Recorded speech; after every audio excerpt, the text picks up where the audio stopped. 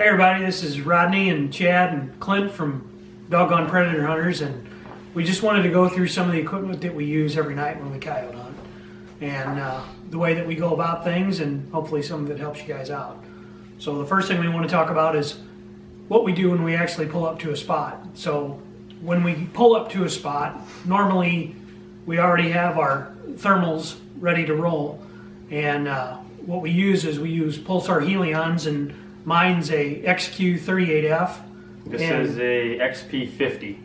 So when we roll up to a spot, we have them ready, and we'll scan the areas that we're going to hunt, because a lot of times coyotes are out there doing what they do normally, and we call that a bonus dog. So we'll walk up, we'll get set up on one, and sometimes we even get to shoot before we start to call.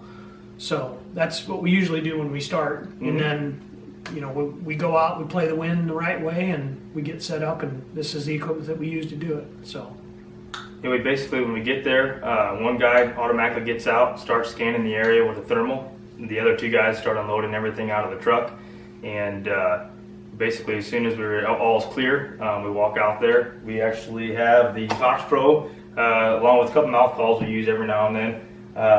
But basically we got our stick here. Got threaded in on it so we can screw it into the frozen ground if need be.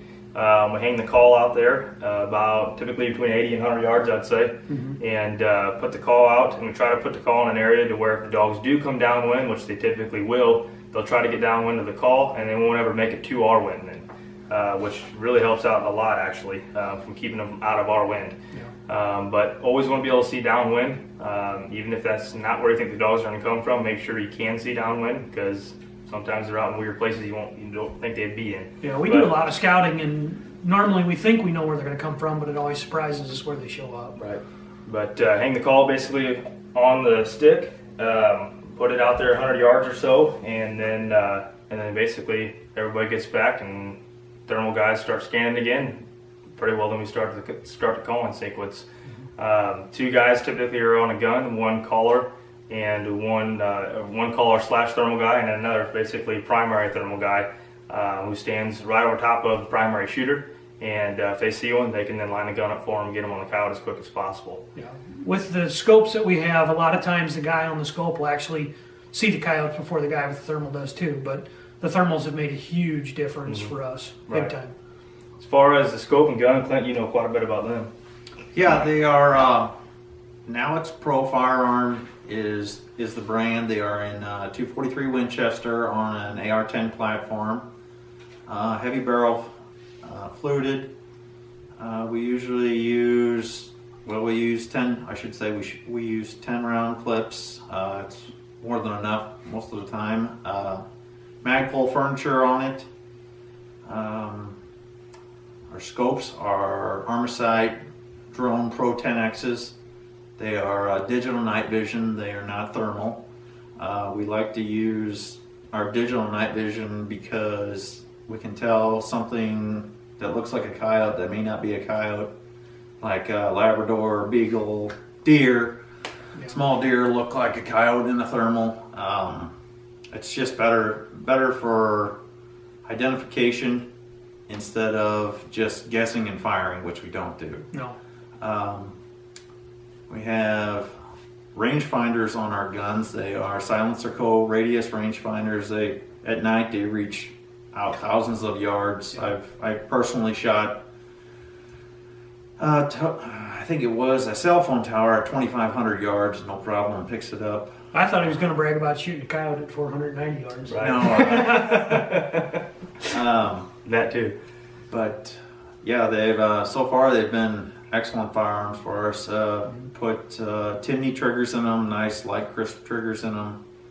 And I do like the fact that all of our guns are set up the same way. Yes. I mean, so trigger pull's the same, the adjustable stocks are the same. Right, no matter who you grab, it's going to be identical. We've made a dope chart with ranges and whatnot. It's on a piece of glow tape on the stock, so we can quickly look at that and know how much bullet compensation drop there is for the distances that we shoot. Super happy with the lights. Right, yeah, the lights we're using are actually the NightSnipe hunting lights. We use the NS 550s extremes in the IR. Yeah, I had the IR LED in it. But we've been using them all year. Had great luck with it. Haven't had one die all year yet, and we've hunted from basically dark till the morning, and haven't had one. Yeah, the battery life is great. Yeah, it's been really great on it. Simple, basically click on, and 2 more clicks to basically adjust through the settings of high and low. We pretty well always use ours on high. Shot numerous dogs this year at over 300. I think a couple of them over 400, I'd say. Clint's personal best, all of our best, he's got one at 490 yards. So that's pretty impressive. But nice thing about that too is their eyes glow, so you can see, even if they're out there 1,000 yards, you can see there's something out there. Catch their eyes and know there's something coming. Yeah. So if there's we see a lot of times actually even those pipes in the fields for the drainage, they are a lot hotter and can trick you a lot of times, and will actually look like coyote in the thermal. But you don't see eyes glowing, and they sit there for a couple minutes. You know it's not. It isn't an animal. So. Yeah, and one of my other features about the light that I really like are the adjustable mounts that the light. Yes. It's an option, but to be able to dial in your light for windage and elevation has made a huge difference too, and it's completely user friendly. It's super easy to use. I mean, one knob for adjustment for elevation and another knob that adjusts for windage, and you can get your beam dialed directly in line with your scope, and that's been really good, very helpful. But the rest we use Caldwell and the Spec Rest. Clint just recently got the Spec Rest. That's phenomenal. How do you know more about that than I do, really? Yeah, it's made by Lone Star Field Products, and it's made for all the way up to the big 50 cals. It's heavier than the Caldwells, but it's a precision machined rest, and everything is super on it. The tripod we're using is made by Mission Critical Designs. It's carbon fiber.